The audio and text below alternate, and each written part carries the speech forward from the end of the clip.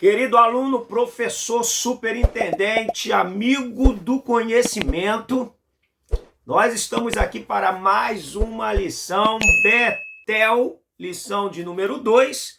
Eu sou o Aguinaldo, eu espero que esteja tudo bem com você. Que Deus abençoe ricamente a sua vida, o seu ministério, que prospere a sua vida ministerial, a sua vida espiritual. Bem, nós estamos chegando para a lição de número 2, Betel, desse trimestre quarto, que nós estamos estudando a terceira epístola de João, e o nosso tema é: o verdadeiro discípulo de Cristo serve as pessoas e não a si mesmo. Muito bom o tema. Vamos para a nossa aula. Se você não for inscrito, não deixe de se inscrever.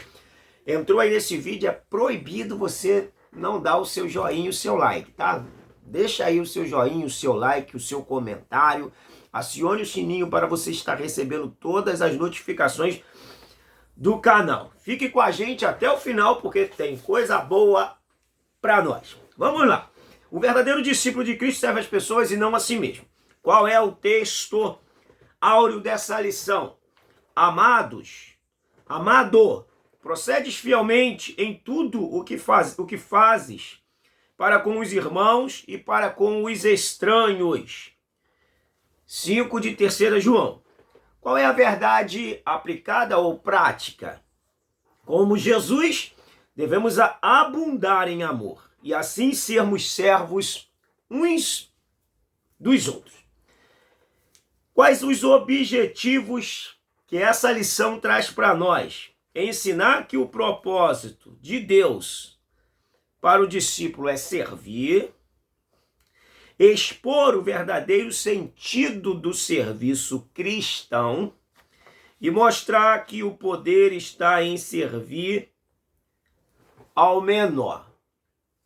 O texto de referência ele está baseado em Filipenses capítulo 2, versos 1, 2, 3, 4 e 5. Nós não vamos ler, como de costume eu falo, isso aqui é só um resumão, é só um conteúdo extra para que possa estar somando com aquilo que você já tem estudado, que o Espírito Santo tem te dado. Não se esqueça que numa classe de escola dominical, o valor prático é muito importante.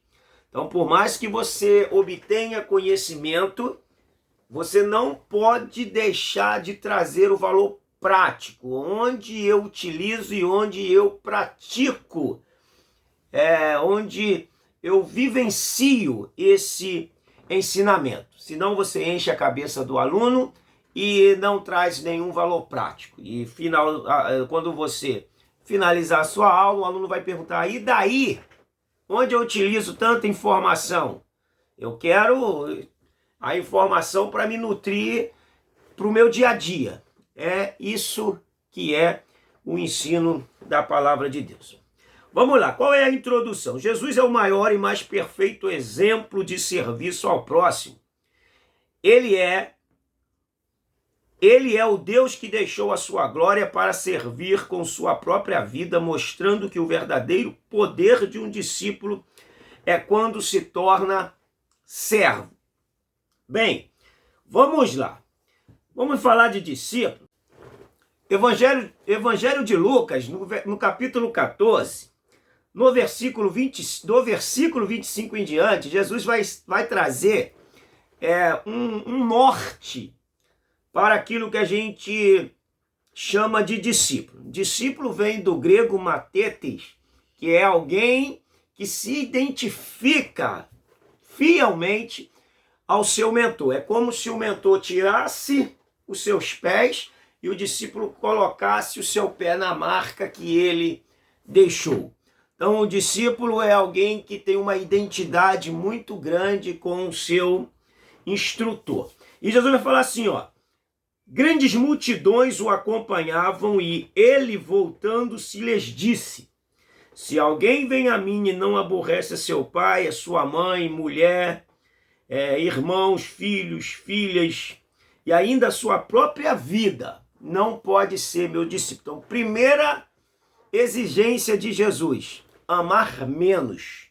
Tudo isso, amar abaixo de Jesus, e que o amor a Jesus esteja acima disso tudo. Segundo, qualquer que não tomar a sua cruz e vir após mim não pode ser meu discípulo. Tomar a cruz fala de entrega, de sacrifício, de não ter amor à sua própria vida acima de Jesus. E o terceiro, assim, pois, todo aquele que dentre vós não renuncia a tudo quanto tem, não pode ser meu discípulo. Apego às coisas materiais. Jesus está falando, aquele que tem apego às coisas materiais e não tem capacidade de renunciá-las, também não serve para ser meu discípulo. Pode servir para qualquer outro líder, para qualquer outros deuses, mas com Jesus de Nazaré não tem como ser discípulo do Senhor.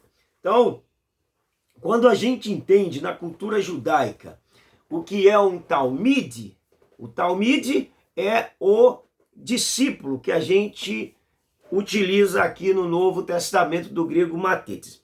Bom, um menino em Israel, ele começava a estudar, esse próprio texto aqui vai deixar isso bem claro para nós. Ele começava a estudar a Torá dos 6 aos 10 anos. E é o que chama-se o Beit Sefer, que seria a casa do livro. Então ele vai para a casa do livro aprender a Torá. Com 10 anos, ele já está com conhecimento da Torá dominado. Ele tem que conhecer a Torá. Depois vem o segundo, que é o Beit Talmud, que é a casa do estudo. Dos 10 aos 14 anos, ele vai para o Beit Talmud, que é a casa do estudo, aprender ali toda os Nevim, os Ketuvim, os profetas e os escritos, mais as tradições.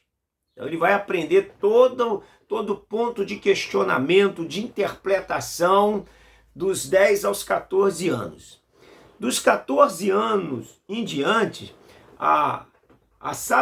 os mais sábios, os mais destacados, vão dar sequência e agora ele será educado aos pés de um rabino. Por isso que Atos 22:3, Paulo diz que foi educado aos pés de Gamaliel. Tudo indica aí que Paulo passou para a escola rabínica. Então ele vai até aos 30 anos, está estudando aos pés de um rabino, aos pés porque o rabino sentava numa plataforma mais elevada e os seus discípulos ficavam abaixo ali dos seus pés. E Paulo passou por isso.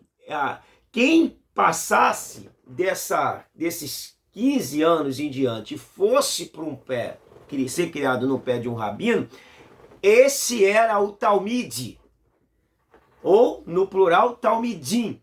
Só para a gente entender que um discípulo não é só quem está seguindo. Na nossa mente, se você está na igreja, você é um discípulo de Cristo. Não. Vou falar por mim, eu estou muito longe de um discípulo. Porque o discípulo é a nata. O discípulo é um grupo seleto. O discípulo, presta atenção, Jesus passa 3 anos e meio, formando discípulos. Desses discípulos, eles separam 12. 12, provavelmente, seria os demais destaques, a quem ele denomina apóstolos. Então, o discípulo, ele é a nata, é a qualidade daquele que se identificou com Jesus. Então, entendendo esse contexto, nós vamos ver que nós estamos muito longe de sermos um genuíno discípulo de Jesus e que o Espírito Santo nos ajude a criarmos essa identidade com Jesus e vivermos essa vida. Dito isto, vamos lá. O que é servir? Bom, servir é você ter a capacidade de abrir mão dos seus próprios interesses em detrimento ao interesse do seu próximo. Vamos para a hora, que a gente não pode ficar sem a hora, né? Nosso horário aqui é 30 minutos e alguns acréscimos de vez em quando. Então, servir é quando há em nós a capacidade de nós abrirmos mão do nosso próprio interesse. Então, se a gente abrir mão dos nossos interesses, nós vamos ter uma condições melhor para servir. Agora, quando os nossos interesses forem a prioridade nossa, em detrimento a socorrer um aflito, nós teremos muitas dificuldades de ser esse servo. Jesus falou que foi chamado para servir. Que Deus nos ajude também a incorporar esse sentimento de serviço. Fazer o que Deus manda. Bom, hoje, na atual teologia da prosperidade, nós estamos mandando em Deus. E nós estamos acreditando que Deus é que tem que fazer o que eu mando. E a gente vive fazendo campanhas, cultos, aonde nós estamos dando ordem em Deus, aonde nós estamos barganhando com Deus, aonde nós estamos negociando com aquele que não precisa de nada, mas nós estamos ensinando Deus a fazer as coisas. Não é verdade? O que você acha disso? Deixa o seu comentário para a gente poder entender também a sua visão relacionada a isso. Se você concordar, discordar, sem problema nenhum, acrescente alguma coisa para nós. Vamos lá. Fazer o que Deus manda e não mandar Deus fazer aquilo que a gente quer. Então, fazer o que Deus manda não é uma tarefa fácil. Porque o que Deus manda não massageia o nosso ego, não nutre o nosso ego, não alimenta o nosso ego, porque Deus jamais irá satisfazer os nossos egos e o nosso capricho.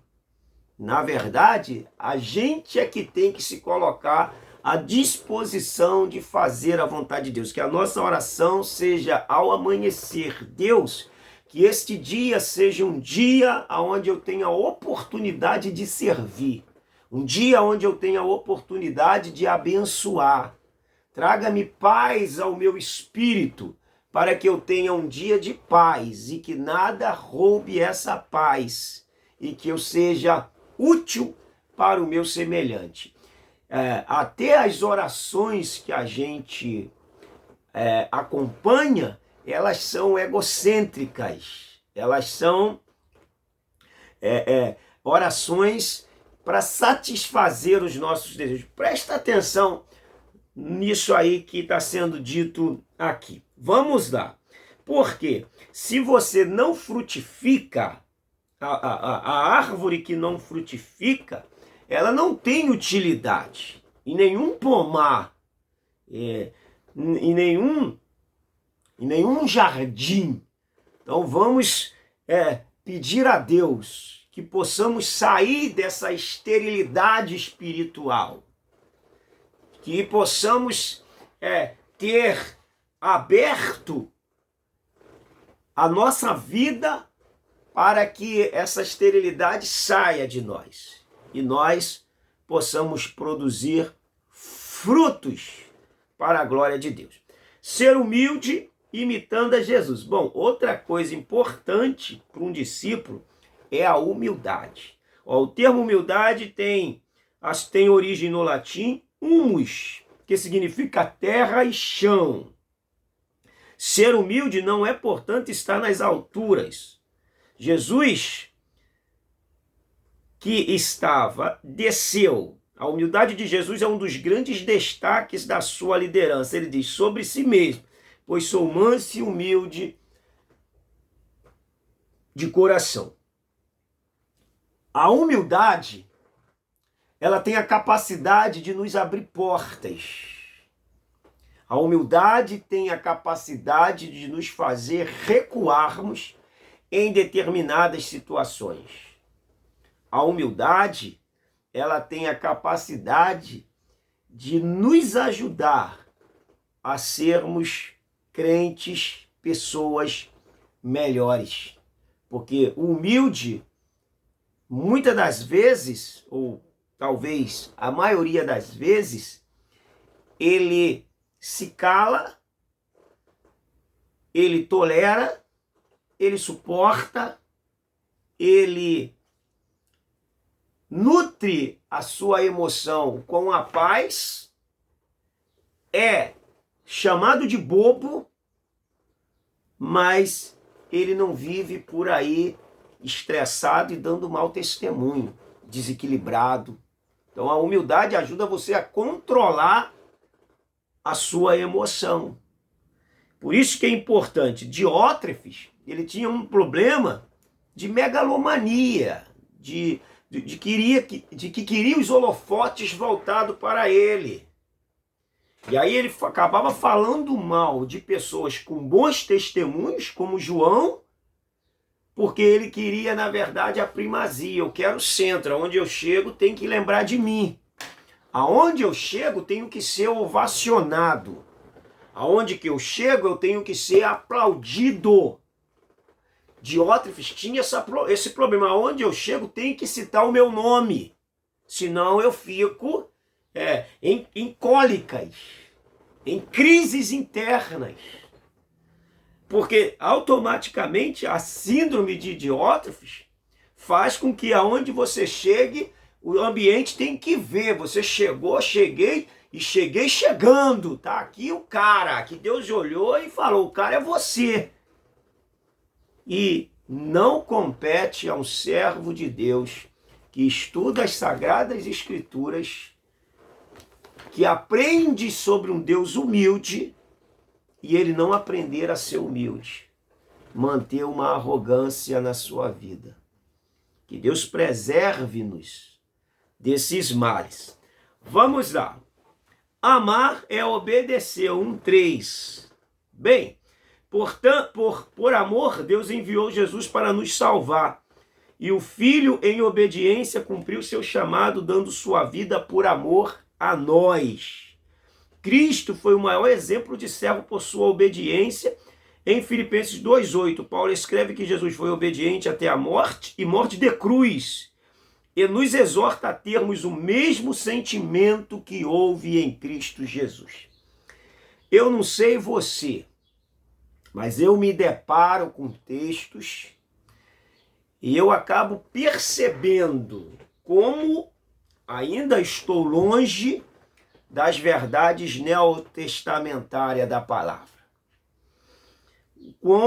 O quanto preciso crescer, o quanto nós precisamos crescer, ao invés de começarmos a achar que somos a nata do cristianismo, e isso faz a gente descer ao invés de crescer, porque o que nos faz crescer é quando a gente se humilha e quando a gente se acha. A gente pensa que estamos crescendo, estamos descendo, e quando a gente desce, a gente sobe. É o paradoxo do evangelho. O evangelho é na contramão. No evangelho você desce para subir. E se você sobe, você desce. É contramão. Então, o que Jesus está nos ensinando é o princípio do amar e obedecer. Quem ama de verdade não tem dificuldade em obedecer. Mas talvez o nosso amor a Deus está tão relativo ao que Deus pode fazer por mim, que se Ele não fizer, a gente não desenvolve o amor pelas coisas de Deus. É muito fruto do evangelho que a gente ouve. De um evangelho defensivo, de um evangelho protetivo. A gente usa mais textos que nos defende do que nos encaixe no projeto do cristianismo. Quais são os textos que nos defendem? Salmo 91, por exemplo. Aquele que habita no esconderijo do Altíssimo, à sombra do Onipotente descansará. Ó, defensivo. A gente quer os versículos que nos protegem. O Senhor é o meu pastor, nada me faltará. O Senhor é o meu socorro bem presente na tribulação. São versículos que coloca sempre a gente numa defensiva e numa proteção. E nunca o versículo que faz a gente fazer a obra de Deus. Por exemplo, por que vocês me chamam Senhor, Senhor e não faz o que eu mando? Disse Jesus. Disse Jeremias, maldito é o que faz a obra do Senhor relaxadamente, maldito o que retém a espada do sangue. Que são versículos para nós exercermos o nosso cristianismo com qualidade.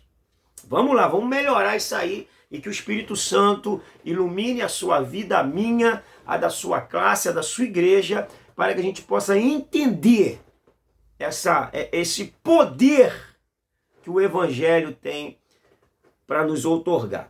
Vamos lá. E a quem servir?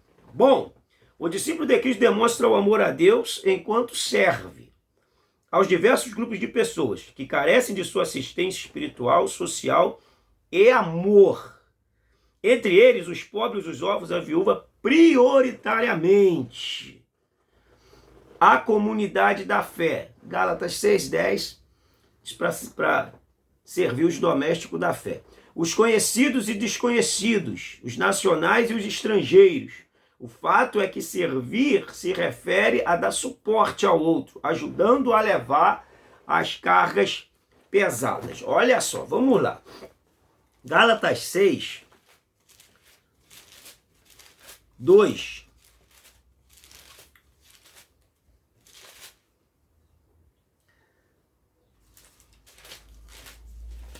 Gálatas 6, 2.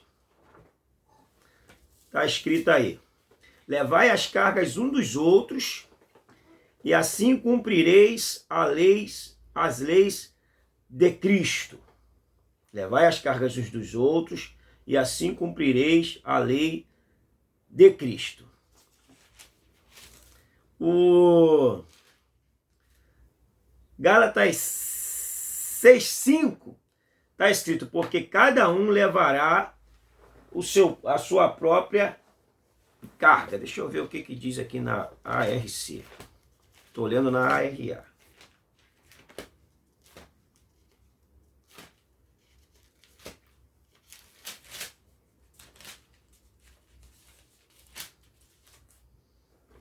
Vamos lá. 6,2. Levai as cargas uns dos outros e assim cumprirei a lei de Cristo. Gálatas 6,5. Porque cada um levará a sua própria carga. Acho que eu citei o texto aqui. Porque cada um levará o seu próprio fardo. Está na ARA. A ARC, cada um levará a sua própria carga. Não cai não. Vamos lá. Qual a diferença dessas duas cargas? A primeira, levar as cargas uns dos outros, é baros no grego. Baros sugere aquilo que é dificultoso da pessoa conduzir. Então, o que nós vamos fazer? Nós vamos auxiliar essa pessoa. Levar as cargas um dos outros. Algo que está difícil dessa pessoa suportar. Então, nós vamos dar a mão amiga, o braço amigo, o ombro amigo, um suporte para essa pessoa conduzir a sua vida cristã. Por isso que no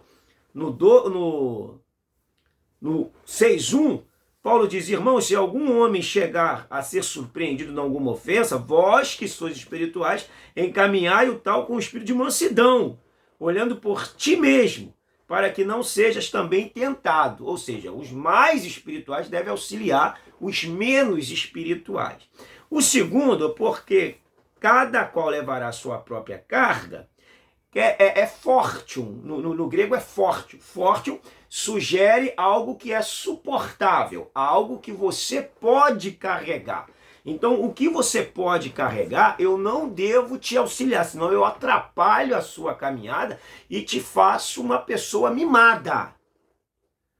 Agora, o que eu puder fazer para te conduzir, quando você estiver fora das suas condições, que é o baros, nós vamos entrar para ajudar. Agora, o forte, que é condição pessoal, você consegue, essa daí vai ficar por sua conta mesmo, tá bom? Vamos lá. A Deus, a quem servir? a comunidade, né? Está dentro das suas condições, faça. O seu próximo, o seu semelhante. A Deus, servir a Deus. Servir a Deus é cumprir com alegria e dedicação a tarefa que nos foram dadas. Salmo 100, verso 2 diz: servir ao Senhor com alegria. Bom, muito bem. Servir ao Senhor com alegria. É servir a Deus com prazer. A mensagem é simples. Fazer aos outros é servir a Deus. Diótrefes não tinha esta visão. Ele servia a si próprio. João escreve: quem faz o bem é de Deus, mas quem faz o mal não tem visto a Deus. Era o problema de Diótrefes. Obreiro, pastor, todavia, com espírito megalomaníaco, mania de grandeza. Era assim que Diótrefes pastoreava. Queria que tudo se tornasse para ele e ele em si não servia à igreja. Ele se servia da igreja. Como diz Mário Sérgio Cortella, todo líder que ao invés de servir se serve, não serve. É o líder que vai servir a igreja. Mas Diótrefes estava com uma visão totalmente perversa e corrompida. E João, o discípulo do amor, estava sempre dando orientação para que amasse o povo, para que servisse ao povo, mas Diótrefes queria a primazia. Cuidado aí para esse espírito de Diótrefes não te possuir. Misericórdia, que tem muito dele no nosso meio. Muito, muito dele. Pessoa que quer sempre o centro das atenções. Se ela não fizer, não tá legal. Se eu não pregar, não tá bom. Se eu não cantar, não tá bom. Se eu não tocar, não tá bom. Não, quem tinha que fazer sou eu, porque eu... Esquece isso. Esquece isso, que isso é o diotrismo. Diotrifismo. Fica melhor, né? Isso é o diotrifismo, que é esse sentimento de que a pessoa tem que estar no centro das atenções. E, então, servir ao Deus, servir ao povo. Gaio foi reconhecido por João por ser um cristão generoso e hospitaleiro. Com isso, além de estar participando ativamente da evangelização, também era um promotor de edificação e bom testemunho na igreja local. Diótrefes não tinha a mesma atitude altruísta de amor ao semelhante. Então, servir a Deus, servir à comunidade, servir aos domésticos da fé, servir ao povo. Isso já é uma característica de quem serve a Deus. Quem serve a Deus, automaticamente, ele vai ter esse sentimento de servir ao povo, de tratar as pessoas com dignidade. E a igreja, Pedro, um dos primeiros líderes da igreja, recomendou: apacentai o rebanho de Deus que está entre vós, tendo cuidado dele, não por força, mas voluntariamente, nem por torpe ganância, mas de ânimo pronto. Presta bem atenção nisso aqui, porque isso aqui é um ponto importante e era um problema do diotrifismo. Apacentai o rebanho de Deus. O rebanho é de Deus. O líder precisa ter isso em mente. O rebanho é de Deus. Não é sua propriedade, não é propriedade do pastor. Ele está ali cuidando de algo de Deus. Lembra que Davi, quando ele deixa as ovelhas do pai dele, é bem enfático falar: a ovelha do meu pai. Essa deve ser sempre a temática. A ovelha do meu pai. A ovelha do meu pai. Para a gente não ficar com essa síndrome do diotrifismo de possessão do ambiente, de possessão do local aonde você está. Isso é doentio, isso adoece. Amanhã, se você não estiver ali, esse sentimento pode te causar males muito agudos. Sem contar que com Deus também a pessoa está indo de mal a pior. A ovelha não é propriedade, ovelha no sentido figurado de pessoas, não é propriedade de pastor, é propriedade de Deus e ele tem que saber zelar disso. Apacentar o rebanho de Deus.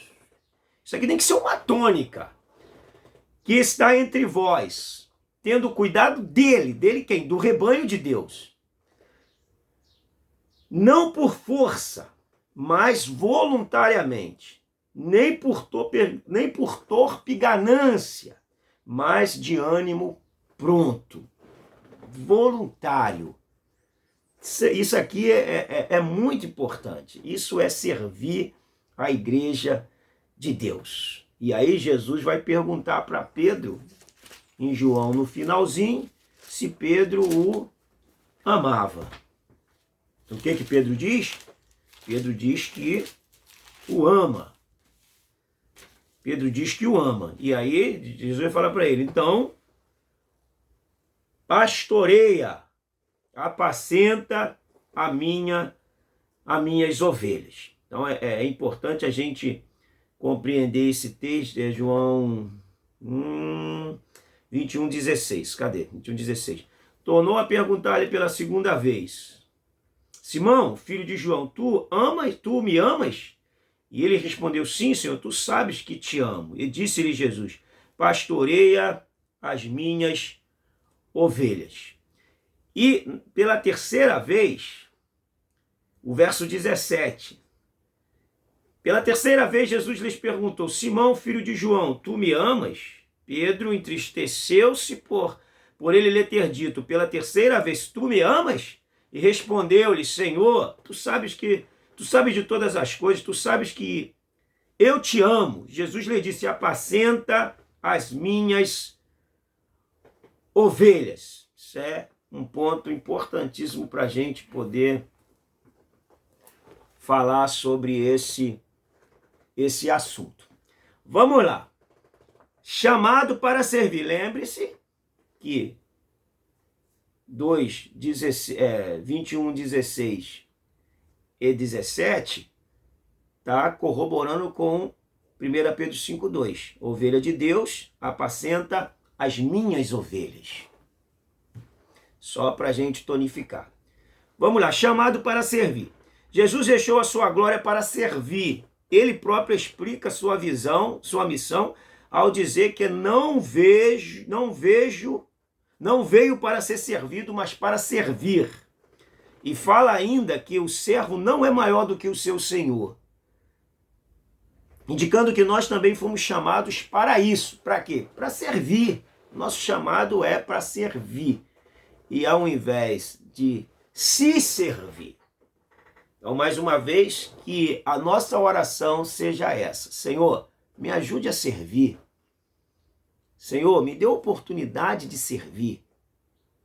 Que Deus nos ajude nesse ministério do serviço. Como um diácono à mesa. Em Atos 6, vemos a instituição dos diáconos, do diaconato na igreja diante de uma necessidade que os líderes passaram a ter, à medida que a igreja crescia. O termo diácono vem do grego e significa ministro, servo, ajudante. Ou seja, diácono é uma função que nenhum de nós podemos deixar de ser. Que às vezes a pessoa vai a um cargo acima do diácono, um presbítero, evangelista, pastor, e aí ele vê um determinado serviço e fala, não, aquilo ali é do diácono. Bom, a pessoa não entendeu ainda um chamado. Porque o chamado é serviço, não é ser visto. O chamado é mangas regaçadas. Mas tem pessoas que ele acha que o chamado é para entronizá-lo e colocar as pessoas abaixo dele. No reino de Deus, o maior, o grande para Deus é aquele que mais serve.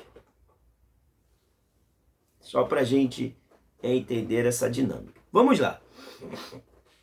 como um pastor no aprisco, 3:2. O discípulo que exerce a liderança, assim como um pastor de ovelhas, é um zelador e também um guia que cuida, apacenta das ovelhas no aprisco.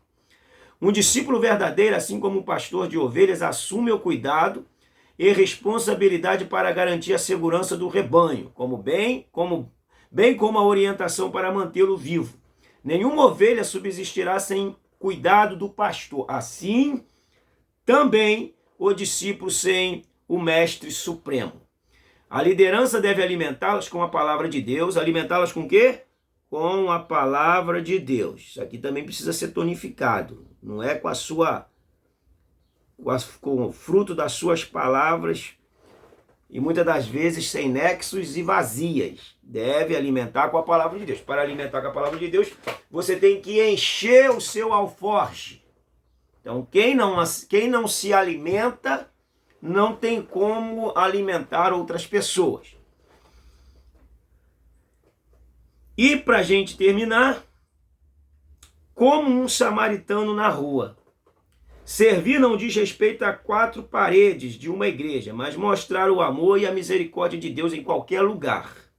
Na parábola do bom samaritano, Jesus mostra isso a um doutor da lei religioso que queria saber como herdar a vida eterna. Com figuras de um sacerdote, um levita e um samaritano, Cristo mostra que apenas este último serviu aquele que estava ferido na estrada, enquanto os outros sequer pararam para socorrer aquele homem. Bom, quando a gente ministra a aula de liderança, a gente coloca baseado nessa parábola do bom samaritano, 3 visões ou